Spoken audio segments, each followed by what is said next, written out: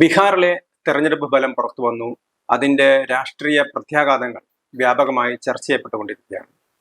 പ്രത്യേകിച്ച് ദേശീയ രാഷ്ട്രീയത്തിൽ കോൺഗ്രസിന്റെ സ്ഥാനം എന്തായിരിക്കും എന്നുള്ളതിനെ കുറിച്ചൊക്കെ കോൺഗ്രസിന്റെ നേതൃത്വം പല പ്രതിപക്ഷ കക്ഷികളും അംഗീകരിക്കുന്നില്ല ഇനി മുതൽ എന്നുള്ള കാര്യങ്ങളൊക്കെ പുറത്തു വരുന്നുണ്ട്. അതേ സമയത്ത് തന്നെ ബീഹാറിലെ തെരഞ്ഞെടുപ്പ് ഫലം മറ്റ് സംസ്ഥാന നിയമസഭാ തെരഞ്ഞെടുപ്പ് ഫലങ്ങളെ എങ്ങനെ സ്വാധീനിക്കും എന്ന ചർച്ചകളും ഉയർന്നു വരുന്നുണ്ട്. നമുക്കറിയാം, ബീഹാറിനെ കുറിച്ച് പറയുന്ന സമയത്തൊക്കെ നമ്മൾ ഏറ്റവും ഒപ്പം പറയുന്നത് യു പി ആണ്. ബീഹാറും യു പിക്കും ഒരുപാട് സമാനതകളുമുണ്ട്, അതേ സമയത്ത് ഒരുപാട് വൈജാത്യങ്ങളും വൈവിധ്യങ്ങളും ഒക്കെ ഉണ്ട്. പക്ഷേ യു പി ബീഹാർ എന്ന് പറയുന്ന സമയത്ത് വടക്കേ ഇന്ത്യയിലെ രണ്ട് പ്രധാനപ്പെട്ട സംസ്ഥാനങ്ങൾ എന്നുള്ള രീതിയിൽ യു പി ബീഹാർ എന്നൊക്കെ പറയാറുണ്ട്. അതുകൊണ്ട് തന്നെ ബീഹാറിൽ ഉണ്ടാകുന്ന രാഷ്ട്രീയ മാറ്റങ്ങൾ അല്ലെങ്കിൽ ബീഹാറിലെ രാഷ്ട്രീയത്തിൽ ഉണ്ടാകുന്ന ഏറ്റക്കുറച്ചിലുകൾ, സ്വാധീനങ്ങൾ, അത് എത്രത്തോളം യു പിയെ ബാധിക്കും എന്ന ചോദ്യവും സ്വാഭാവികമായും ഉയരുന്നതാണ്. അതേ സമയത്ത് തന്നെ ബീഹാറും യു പിയും തമ്മിൽ മൗലികമായ ഒരുപാട് കാര്യങ്ങളിൽ വ്യത്യാസമുണ്ട്. എന്തു തന്നെയായാലും ബീഹാറിലെ രാഷ്ട്രീയം യു പിയെ സ്വാധീനിക്കാതിരിക്കില്ല എന്നുള്ളത് ഉറപ്പാണ്. പക്ഷേ യു പിയിൽ ഇലക്ഷൻ നടക്കാൻ ഇനി 1.5 വർഷമെങ്കിലും പിടിക്കും. 2027 യു പിയിലെ ഇലക്ഷൻ നടക്കാൻ പോകുന്നത്. അതിനു മുമ്പ് ബീഹാർ തെരഞ്ഞെടുപ്പിന് ശേഷം, അതായത് ഇനി വരാൻ പോകുന്നത് കേരളം, തമിഴ്നാട്, പശ്ചിമ ബംഗാൾ, അസം തുടങ്ങിയ സംസ്ഥാനങ്ങളിലെ തെരഞ്ഞെടുപ്പാണ്. ഇതിൽ തന്നെ BJP ഏറ്റവും ഗൗരവത്തോടു കൂടി കാണുന്നത് പശ്ചിമ ബംഗാളിലെ തെരഞ്ഞെടുപ്പാണ്.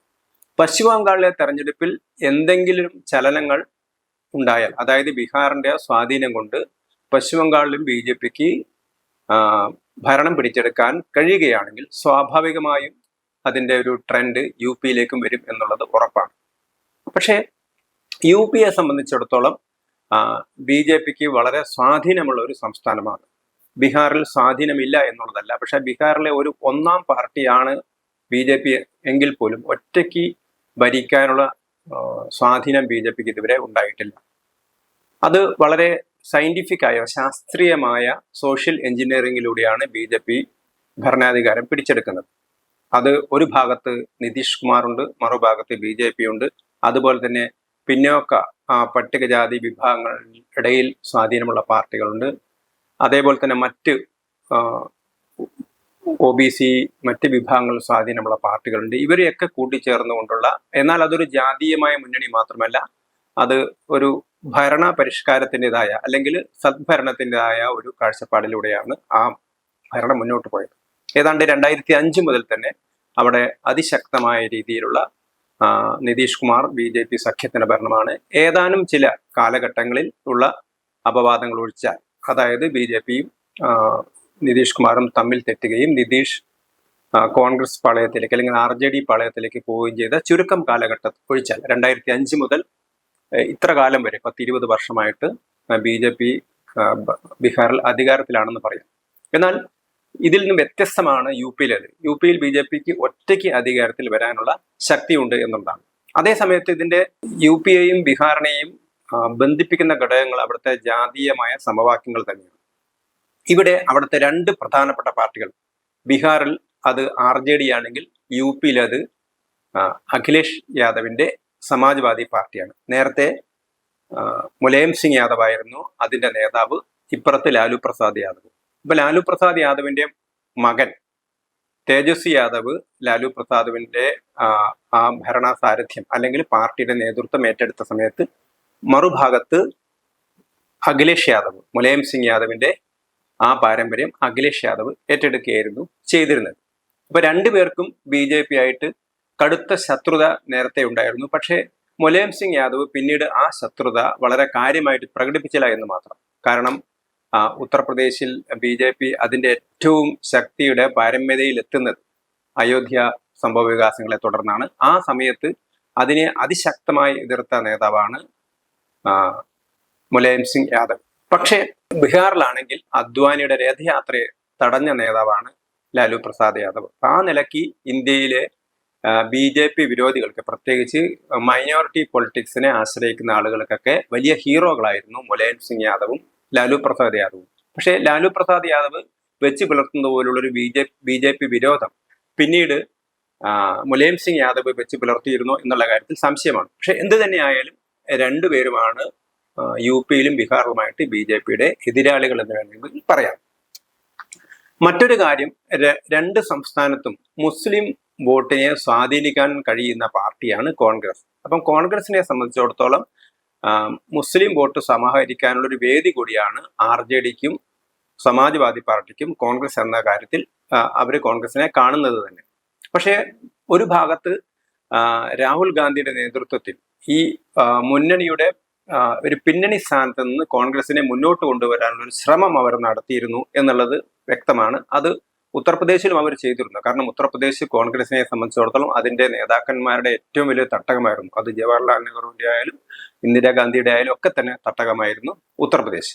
അല്ലെങ്കിൽ ഉത്തർപ്രദേശ് ഭരിക്കുന്ന ആളാണ് ഇന്ത്യ ഭരിക്കുന്നത് എന്നുള്ളൊരു പൊതുവെ ഒരു വിലയിരുത്തലുണ്ട്. ആ ഒരു പശ്ചാത്തലത്തിൽ UPയെ സംബന്ധിച്ചിടത്തോളം കോൺഗ്രസ് വളരെ കാര്യമായിട്ട് ശ്രദ്ധിച്ചിരുന്ന, പക്ഷെ കുറെ വർഷങ്ങളായിട്ട് അവർക്ക് അതിശക്തമായ തിരിച്ചടിയാണ് നേരിട്ടുകൊണ്ടിരിക്കുന്നത്. ഇനി ഇവിടെ രണ്ട് സംസ്ഥാനത്തെയും ജാതീയ സമവാക്യങ്ങൾ ഏതാണ്ട് തുല്യമാണെന്ന് പറയാം. അതായത് OBC മുസ്ലിം സഖ്യമാണ്, അല്ലെങ്കിൽ യാദവ മുസ്ലിം സഖ്യമാണ് ലാലു പ്രസാദ് യാദവിന്റെ ബീഹാറിലെ ശക്തിയെങ്കിൽ, മറുഭാഗത്ത് ഇതേ യാദവ വിഭാഗം തന്നെയാണ് മുലായം സിംഗ് യാദവിന്റെ SP അല്ലെങ്കിൽ അഖിലേഷ് യാദവിന്റെ SP ഉള്ളത്. അതേപോലെ തന്നെ ഒരു മുസ്ലിം പാർട്ടി എന്ന് വേണമെങ്കിൽ അവരെ കുറിച്ച് പറയാം. കാരണം അത്രയും മൈനോറിറ്റീസിന്റെ ഇടയിൽ സ്വാധീനമുള്ള പാർട്ടിയാണ് സമാജ്വാദി പാർട്ടി. പിന്നീട് BSP ഒക്കെ വന്നു. അവര് പട്ടികജാതിക്കാരുടെ ഇടയിൽ നല്ല സ്വാധീനം ഉണ്ടായിരുന്നു. കോൺഗ്രസിനെ സംബന്ധിച്ചിടത്തോളം കോൺഗ്രസിന് ഹിന്ദുക്കളുടെ ഇടയിൽ സ്വാധീനമുണ്ടായിരുന്നു, അത് പിന്നോക്ക വിഭാഗങ്ങളുടെ ഇടയിൽ ഉണ്ടായിരുന്നു, മുസ്ലിങ്ങളുടെ ഇടയിൽ ഉണ്ടായിരുന്നു. പക്ഷെ ഇതൊന്നും തന്നെ ഈ അടുത്ത കാലത്തൊന്നും വർക്കൗട്ട് ആവുന്നില്ല എന്നുള്ളതാണ് ഒരു കാര്യം. പക്ഷെ ഏറ്റവും അധികം BJPക്ക് പ്രതീക്ഷിക്കാതിരുന്ന തിരിച്ചടി ലഭിച്ചിരുന്നത് കഴിഞ്ഞ ലോക്സഭാ തെരഞ്ഞെടുപ്പ് കാലത്ത് UPയിലാണ്. അതാണ് BJPയെ സംബന്ധിച്ചിടത്തോളം UPയിൽ ഒരു ആകാംക്ഷ ഉണ്ടാക്കുന്ന ഒരു കാര്യം. കാരണം കഴിഞ്ഞ ലോക്സഭാ തെരഞ്ഞെടുപ്പിൽ പട്ടിക ജാതി വിഭാഗങ്ങളിൽ നിന്നോ അല്ലെങ്കിൽ OBC വിഭാഗങ്ങളിൽ നിന്നോ ഒരു വേണ്ടത്ര പിന്തുണ BJPക്ക് കിട്ടിയോ എന്നൊരു കാര്യത്തിൽ സംശയമുണ്ട്. അതുകൊണ്ട് തന്നെയാണ് BJPക്ക് പ്രതീക്ഷിച്ചത്ര ലോക്സഭാ മണ്ഡലങ്ങളിൽ UPയിൽ വിജയിക്കാൻ കഴിഞ്ഞിരുന്നില്ല എന്നുള്ളത്.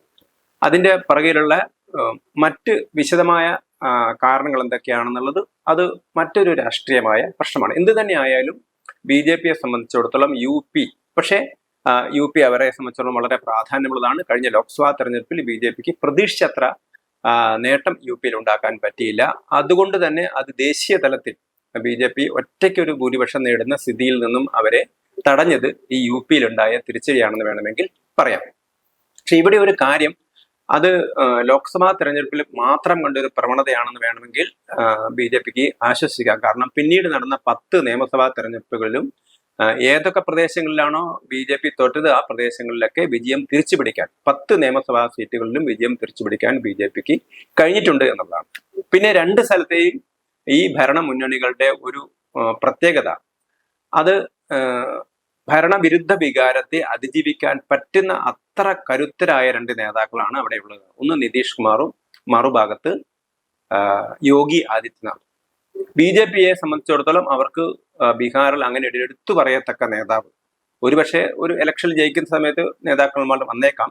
ഇന്നത്തെ ഒരു അവസ്ഥയിൽ ഒരു മുഖ്യമന്ത്രി കാലിബറുള്ള ഒരു നേതാവായിട്ട് പരിഗണിക്കപ്പെടുന്ന ഒരാൾ BJPയിൽ ഇല്ല എന്നുള്ളതാണ് പൊതുവെ വിലയിരുത്തുന്നത്. അതേസമയത്ത് UPയിൽ അങ്ങനെയല്ല. UPയിൽ BJPയുടെ യോഗി ആദിത്യനാഥ് എന്തുകൊണ്ടും മിടുക്കനായ ഒരു നേതാവാണ്. ഒരു ദേശീയ തലത്തിലേക്ക്, പ്രധാനമന്ത്രി പദത്തിലേക്ക് വരെ പരിഗണിക്കപ്പെടാവുന്ന രീതിയിലുള്ള കരുത്തനായ നേതാവാണ് അദ്ദേഹം. ഇവിടെ ജാതി സമവാക്യങ്ങളിൽ കുർമി സമുദായത്തിൽപ്പെട്ട ആളാണ് നിതീഷ് കുമാർ. അദ്ദേഹത്തിന്റെ സമുദായം വളരെ ചെറുതാണെങ്കിൽ പോലും അദ്ദേഹം പിന്നോക്ക വിഭാഗങ്ങളുടെ ഇടയിലും അതേപോലെ തന്നെ എക്സ്ട്രീം പിന്നോക്ക വിഭാഗങ്ങളുടെ ഇടയിലും പട്ടികജാതിക്കാരുടെ ഇടയിലൊക്കെ തന്നെ നല്ല സ്വാധീനമുള്ള നേതാവാണ്. പ്രത്യേകിച്ച് മറ്റു പിന്നോക്ക വിഭാഗങ്ങൾക്കിടയിൽ നല്ല സ്വാധീനമുള്ള നേതാവാണ് നിതീഷ് കുമാർ. ഒരുപക്ഷെ യാദവന്മാരുടെ പാർട്ടിയാണ് ബീഹാറിൽ ലാലു പ്രസാദ് യാദവിന്റെ പാർട്ടി RJD എന്ന് പറയാമെങ്കിലും യാദവന്മാരായ MLA-മാരുടെ കാര്യത്തിൽ RJDയെ മറികടന്നിരിക്കുകയാണ് JDU BJP സഖ്യം എന്നുള്ളതാണ് വാസ്തവം. JDU BJP സഖ്യത്തിനുള്ള അത്ര യാദവ MLA-മാർ RJDക്കില്ല എന്നുള്ളതാണ് ഇത്തവണത്തെ തെരഞ്ഞെടുപ്പ് ഫലം തെളിയിക്കുന്നത്. അതേസമയത്ത് ഒരുപാട് പ്ലസ് പോയിന്റ്സ് ആർക്കുണ്ട്? നിതീഷ് കുമാറിനുണ്ട്. അതേപോലെ തന്നെ പ്ലസ് പോയിന്റ്സ് യോഗി ആദിത്യനാഥിനുമുണ്ട്. ഇപ്പൊ യോഗി ആദിത്യനാഥിനെ സംബന്ധിച്ചിടത്തോളം അദ്ദേഹത്തിന്റെ ഏറ്റവും വലിയ മിടുക്ക് എന്ന് പറയുന്നത് ഉത്തർപ്രദേശിലെ ക്രമസമാധാന നില തിരികെ കൊണ്ടുവന്നു, അല്ലെങ്കിൽ അത് ക്രമസമാധാന നില വഷളാവാതിരിക്കാൻ ശ്രമിച്ചു, അല്ലെങ്കിൽ അങ്ങേയറ്റം തകർന്ന ആ സ്ഥിതി തിരിച്ചു കൊണ്ടുവന്ന് സാധാരണക്കാർക്ക് സമാധാനപരമായിട്ട് ജീവിക്കാൻ കഴിഞ്ഞു എന്നുള്ളതാണ്. ഇപ്പൊ നമുക്ക് ഉത്തർപ്രദേശിലെ നഗരങ്ങളിലൊക്കെ പോയാൽ രാത്രിയൊക്കെ സന്ധ്യയ്ക്കും രാത്രിയിലൊക്കെ പെൺകുട്ടികളൊക്കെ പുറത്തിറങ്ങി നടക്കുന്നത് കാണാൻ പറ്റും. അത് അത്രയും സ്ത്രീ സുരക്ഷയെ സംബന്ധിച്ചിടത്തോളം ഏറ്റവും വലിയ പുരോഗതിയാണ് ഉത്തർപ്രദേശ് നേടിയിരിക്കുന്നത്. അതേപോലെ തന്നെ ഗുണ്ടാ സംഘങ്ങളെ അടിച്ചമർത്തുകയായിരുന്നു അദ്ദേഹം ചെയ്തിരുന്നത്. അതുകൊണ്ട് തന്നെ ജനങ്ങളുടെ ഇടയിൽ വലിയ പിന്തുണയാണ് കിട്ടിയത്. കാരണം ഒരുപക്ഷെ ഭരണഘടനാതീതമായ നടപടികൾ എന്ന് വരെ വിമർശിക്കപ്പെടാവുന്ന രീതിയിലുള്ള നടപടികളാണ്. കുറ്റവാളികളുടെ വീടുകളൊക്കെ ഇടിച്ചു നിരത്തുക. ഒരുപക്ഷെ അദ്ദേഹം സാങ്കേതികമായിട്ട് അതിലെ നിയമപരമായ കാര്യങ്ങളൊക്കെ ഒപ്പിച്ചു വെച്ചിട്ടുണ്ടാവും. എന്നാൽ പോലും പൊതുജനങ്ങളുടെ ദൃഷ്ടിയിൽ കുറ്റം ചെയ്ത ആളെ കർശനമായി കൈകാര്യം ചെയ്യുന്ന ഒരു നടപടിയായിരുന്നു യോഗി ആദിത്യനാഥ് ചെയ്തിരുന്നത്. അതുകൊണ്ട് തന്നെ അദ്ദേഹത്തിന് വലിയൊരു പിന്തുണ പൊതുസമൂഹത്തിനിടയിൽ കിട്ടിയിട്ടുണ്ട്. ഒരുപക്ഷെ ലോക്സഭാ തെരഞ്ഞെടുപ്പിൽ എന്തെങ്കിലും ഡ്രോബാക്ക് ഉണ്ടായിരുന്നെങ്കിൽ പോലും അതിനെ മറികടക്കാൻ, കാരണം അദ്ദേഹം നേരിട്ടിറങ്ങുകയാണ് ചെയ്യുക. ഏത് ഉത്തർപ്രദേശിലെ നിയമസഭാ തെരഞ്ഞെടുപ്പിൽ യോഗിയുടെ നേതൃത്വത്തിൽ നേരിട്ട് തെരഞ്ഞെടുപ്പ് നടക്കുന്നത് കൊണ്ട് തന്നെ ഇതൊന്നും അദ്ദേഹത്തിന് അനുകൂലമായ ഘടകങ്ങൾ മാത്രമേ പ്രവർത്തിക്കുള്ളൂ എന്നാണ് പൊതുവെ കരുതുന്നത്. കാരണം ചില ജാതീയമായ കോമ്പിനേഷൻ, നേരത്തെ പറഞ്ഞതുപോലെ OBC പിന്നോക്ക വിഭാഗങ്ങളുടെ വോട്ടിൽ BJPക്ക് കിട്ടുന്ന ചില ഇടിച്ചിലുണ്ടായോ എന്നുള്ള പരാമർശങ്ങളോ അല്ലെങ്കിൽ ചില സന്ദേഹങ്ങളൊക്കെ പലരും പ്രകടിപ്പിച്ചിരുന്നു. അത് കുറെയൊക്കെ സത്യവുമാണ്. പക്ഷെ അതൊക്കെ തിരിച്ചു പിടിക്കാൻ നേരിട്ട് യോഗി ആദിത്യനാഥിന്റെ കീഴിൽ തെരഞ്ഞെടുപ്പ് നടക്കുന്ന സമയത്ത് BJPക്ക് കഴിയും എന്നുള്ളതിനാണ് ഉറപ്പ്. അതേപോലെ തന്നെയാണ് അദ്ദേഹത്തിന്റെ ഒരു ഭരണപരമായ നേട്ടം എന്ന് പറയുന്നത്. ഒരു ബീമാരു സംസ്ഥാനത്തിൽപ്പെട്ട ഒരു സംസ്ഥാനമായിരുന്നു UP. അതായത് പിന്നോക്കാവസ്ഥ, സാമ്പത്തികമായ പിന്നോക്കാവസ്ഥയായിരുന്നു. പക്ഷെ ഇന്ന് അത് അദ്ദേഹം നിരവധി നിക്ഷേപ പദ്ധതികളൊക്കെ കൊണ്ടുവന്നു. ഇന്ന് നമുക്ക് ഉത്തർപ്രദേശിൽ എവിടെ നോക്കിയാലും വലിയ വലിയ ബിൽഡിങ്ങുകളും കാര്യങ്ങളൊക്കെ തന്നെ കാണാൻ പറ്റും. അതേപോലെ തന്നെ തൊഴിലവസരങ്ങൾ വർദ്ധിപ്പിക്കാൻ അദ്ദേഹത്തിന് കഴിഞ്ഞു. വ്യാവസായിക വളർച്ച ഉണ്ടായി. ഉത്തർപ്രദേശ് എന്ന് പറഞ്ഞാൽ വളരെ പിന്നോക്കം കടന്നിരുന്ന ഒരു സംസ്ഥാനമാണ്. അതേപോലെ തന്നെ പശ്ചാത്തല വികസന പദ്ധതികളൊക്കെ, ഉത്തർപ്രദേശൊക്കെ പോയ റോഡുകളുടെ ഒരു മഹാപ്രളയം തന്നെ നമുക്ക് കാണാൻ പറ്റും. അങ്ങനെയുള്ള ഏറ്റവും ആധുനികമായ റോഡുകൾ. കാരണം ഒരു സ്ഥലത്ത് ഗതാഗത സംവിധാനം കാര്യക്ഷമമാവുന്നതോടുകൂടി തന്നെ വികസനം സാധ്യമാവുന്നു, അല്ലെങ്കിൽ വ്യാവസായിക വളർച്ച ഉണ്ടാകുന്നു എന്നുള്ളതാണ് കൺസെപ്റ്റ്. അപ്പൊ അങ്ങനെ വ്യാവസായിക വളർച്ച ഉണ്ടാക്കാൻ പറ്റി. സാമ്പത്തിക വികസനം, അതായത് കേരളത്തെ പോലെ പിന്നോക്കം, അതായത് എപ്പോഴും റവന്യൂ കമ്മി നേരിടുന്നൊരു സംസ്ഥാനമായിരുന്നു ഉത്തർപ്രദേശ്. അതിൽ നിന്ന് അവർ മാറി മിച്ച സംസ്ഥാനമായിട്ട് മാറിക്കഴിഞ്ഞു. അങ്ങനെ അത് വ്യാവസായിക വളർച്ചയുടെ കാര്യത്തിലാണെങ്കിലും, ക്രമസമാധാന നിലയുടെ കാര്യത്തിലാണെങ്കിലും, സ്ത്രീകളുടെ സുരക്ഷിതത്വത്തിന്റെ കാര്യത്തിലാണെങ്കിലും, സാമ്പത്തിക ഉന്നമനത്തിന്റെ കാര്യത്തിലായാലും, പശ്ചാത്തല വികസനത്തിന്റെ കാര്യത്തിലായാലും ഉത്തർപ്രദേശ് അങ്ങനെ വലിയ കുതിച്ചു മുന്നേറുന്ന ഒരു സംസ്ഥാനമായിട്ട് മാറിയിരിക്കുകയാണ്. അതുകൊണ്ട് തന്നെ ഒരുപക്ഷെ ആ ബീഹാറിന്റെ ഒരു എഫക്റ്റ് ഒന്നും ആവശ്യമില്ലാതെ തന്നെ അടുത്ത ലോക്സഭാ തെരഞ്ഞെടുപ്പിൽ BJPക്ക് സുശക്തമായിട്ട് മുന്നോട്ട് വരാൻ പറ്റും. കാരണം യോഗി ആദിത്യനാഥിന്റെ നേതൃത്വത്തിൽ അത്രയും മികച്ച ഒരു ഭരണമാണ് അവിടെ നടക്കുന്നത്. ഒരുപക്ഷെ ലോക്സഭാ തെരഞ്ഞെടുപ്പിലെ കഴിഞ്ഞ 2024 ലോക്സഭാ തെരഞ്ഞെടുപ്പിൽ ഉണ്ടായ നേരിട്ട അല്ലെങ്കിൽ നേരിയ തിരിച്ചടികൾ, ആ തിരിച്ചടികളെ അതിജീവിക്കാൻ ഉത്തർപ്രദേശിന് കഴിയും. അപ്പൊ സ്വാഭാവികമായിട്ട് നമ്മൾ ബീഹാർ തെരഞ്ഞെടുപ്പിനെ സംബന്ധിച്ച് അതിന്റെ ഫലത്തെക്കുറിച്ച് ചിന്തിച്ച് നോക്കുന്ന സമയത്ത് അതിന്റെ പ്രത്യാഘാതങ്ങൾ, അതിന്റെ റിപ്രക്കഷൻസ് അല്ലെ കോൺസിക്വൻസ് എങ്ങനെ രീതിയിലാണ് മറ്റ് സ്ഥലങ്ങളിലേക്ക് ഉണ്ടാവുന്നത് എന്ന് നോക്കുന്ന സമയത്ത് രണ്ടാമത് വരുന്ന ഒന്നാം ഘട്ടത്തിൽ പറഞ്ഞ 4 സംസ്ഥാനങ്ങൾ കഴിഞ്ഞാൽ അടുത്ത സംസ്ഥാനമാണ് UP. ആ UPയിലും അതിന്റെ പ്രത്യാഘാതം ഉണ്ടാവുമെന്ന് ഉറപ്പാണ്. കാരണം കുർമി സമുദായം എന്ന് പറഞ്ഞ നേരത്തെ സൂചിപ്പിച്ച നിതീഷ് കുമാറിന്റെ സമുദായമൊക്കെ ഉത്തർപ്രദേശിൽ ശക്തമാണ്. അവരൊക്കെ തന്നെ കഴിഞ്ഞ ലോക്സഭാ തെരഞ്ഞെടുപ്പിൽ സമാജ്വാദി പാർട്ടിക്കാണ് വോട്ട് ചെയ്തത്. പക്ഷെ അവരൊക്കെ തന്നെ വീണ്ടും BJPയുടെ കൂടെ വരും എന്നുള്ളൊരു പ്രതീക്ഷയാണ് ഇപ്പോൾ നമുക്ക് കാണാൻ കഴിയും.